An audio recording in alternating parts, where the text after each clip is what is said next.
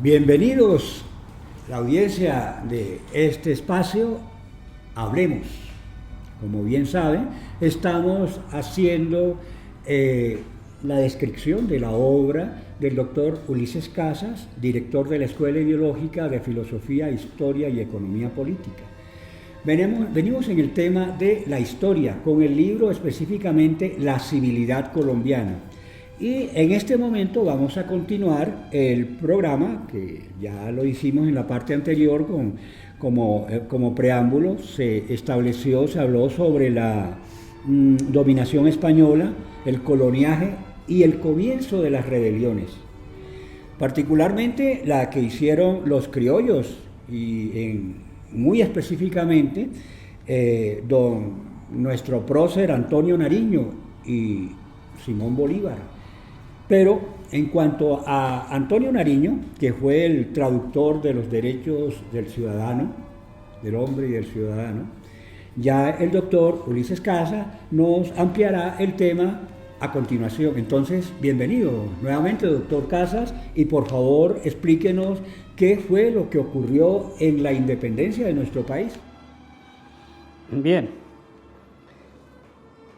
la independencia ya es, diríamos, un hito histórico producto del desarrollo de las estructuras económicas que pasan del coloniaje propiamente dicho ya a una economía mercantil en que los hijos de los españoles pues han logrado un desarrollo importante que daba piso para asumir el poder político, teniendo en cuenta siempre que el poder económico genera el poder político.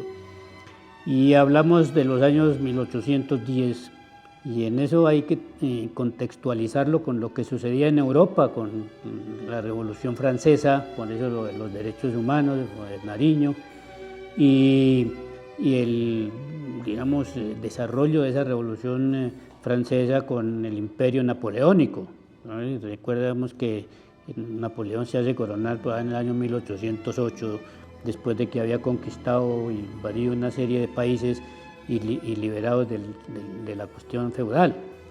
Entonces, el criollaje ya tenía claro que era asumir el poder político. Las declaraciones de 1810, que son declaraciones de ese criollaje, no cuestionan la autoridad del rey. Es decir, por ejemplo, aquí la declaración del 20 de julio de 1810, ahí no se dice de la independencia de España. Por el contrario, se dice que hay que respetar al rey Fernando VII, al cual se le reconoce su legitimidad, etcétera, etcétera, y así todas esas cosas.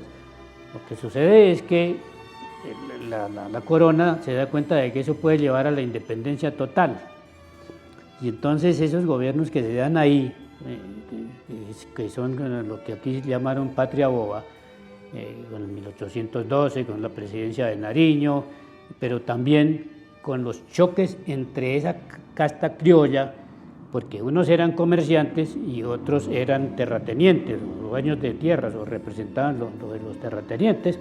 Entonces crea una división entre centralistas por cuenta de los comerciantes, que necesitaban un gobierno central que comerciara con Europa y allí abrir las fronteras aduaneras, y los otros que eran los dueños de tierras, representados en Torres, en Camilo Torres, que era de esa aristocracia bogotana, etcétera, que abogaban por un federalismo, porque el federalismo les daba poder en las regiones, ¿no? Y les quitaba el centralismo ese poder. Entonces esa lucha ahí entre ellos da hasta la llegada ya del español, porque España se libera del dominio napoleónico que la había invadido y le había impuesto el poder político, ¿no?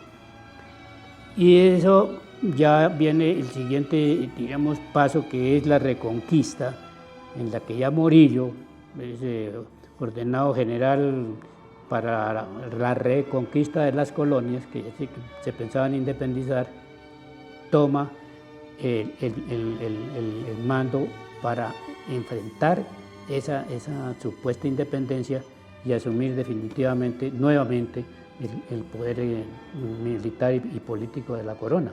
Sí, y veo que estrictamente usted se limita, por decir algo, a dividir la independencia en dos segmentos. Uno relacionado con el sustento ideológico y político y el otro con la victoria y la institucionalidad como tal. Sí.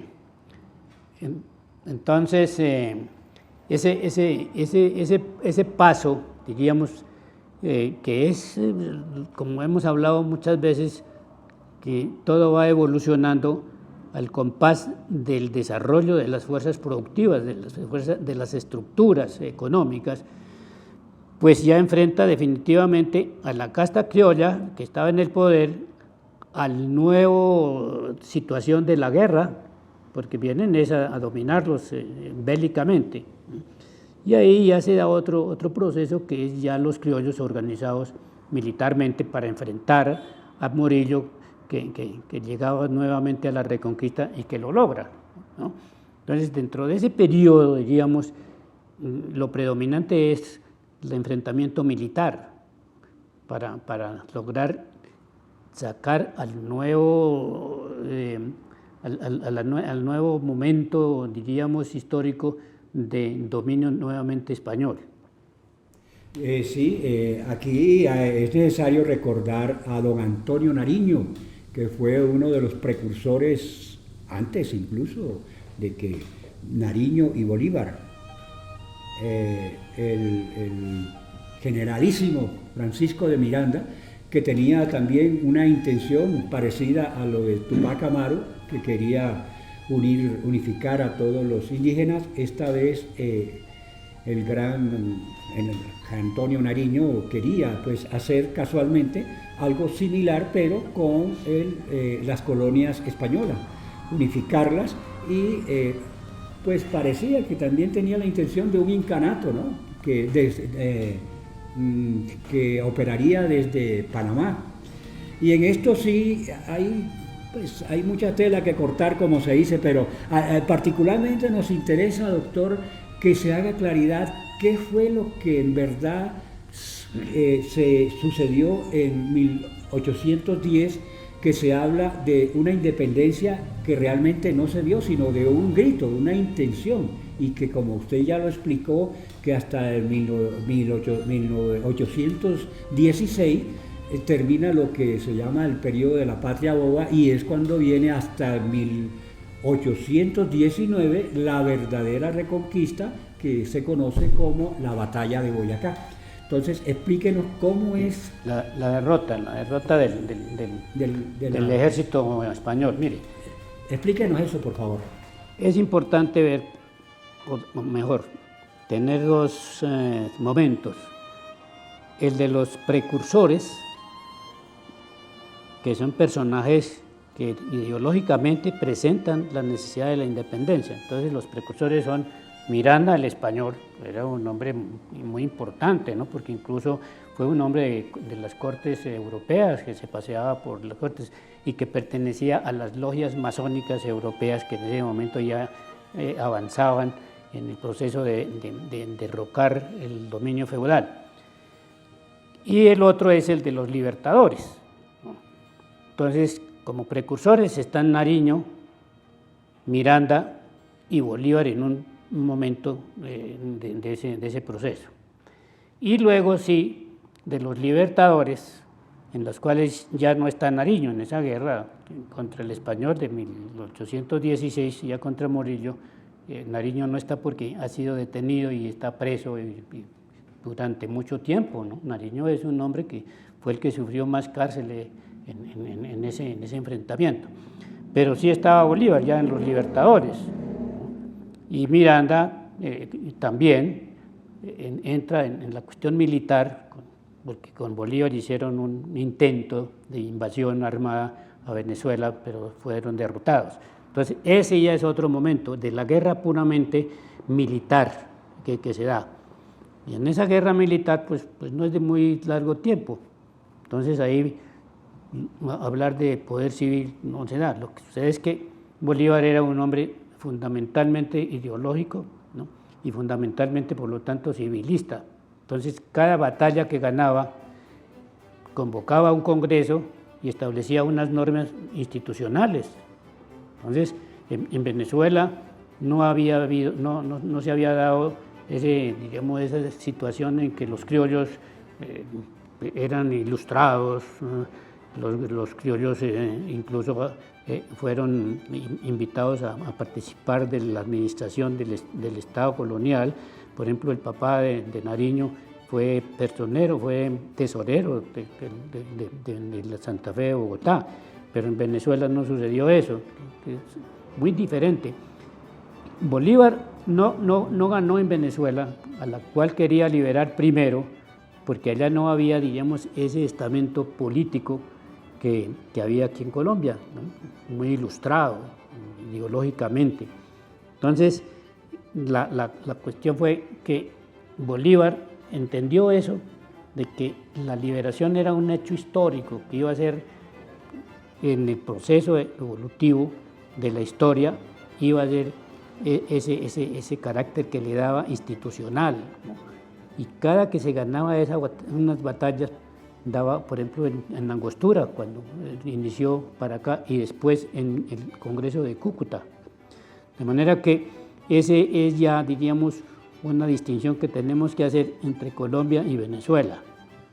Y eso va a ser la raíz de que después de que hubo una unión llamada la Gran Colombia, se dividiera nuevamente.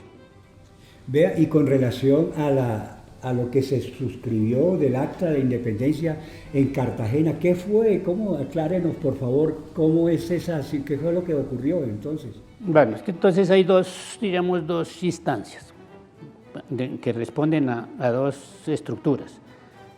Cartagena, como puerto marítimo, ¿no?, estaba en manos del criollaje mercantil, de los comerciantes, ¿no?, mientras que Bogotá estaba en manos de esa aristocracia terrateniente, parte, pero también comercial, pero en el centro del país. Entonces, quienes primero enfrentaban al español eran las costas. De manera que cuando vienen las declaraciones del 20 de julio en Bogotá, aquí no se dice, como ya lo afirmé, ni de ninguna independencia, sino por el contrario, ¿no?, de reconocer a nuestro rey Fernando VII, que además ya lo había liberado Napoleón de la invasión que han hecho en España. Entonces, bueno. Y en Cartagena querían era la independencia total, porque ellos eran los comerciantes y los que necesitaban abrir las fronteras para comerciar con Europa, ¿no?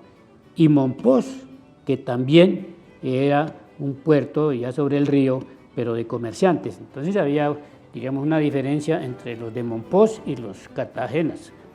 Los de Mompox son los primeros que se declaran completamente libres del dominio español, que es una declaración como del 6 o 7 de agosto, y la del 11 de noviembre de los cartageneros ya es total, y ahí sí ya se afirma totalmente la independencia en esa declaración, que son declaraciones, diríamos, de instituciones, de carácter ideológico y político, ¿no?, para declararse completamente independientes de España. Y eso se dio fue en 1811 y no 1810.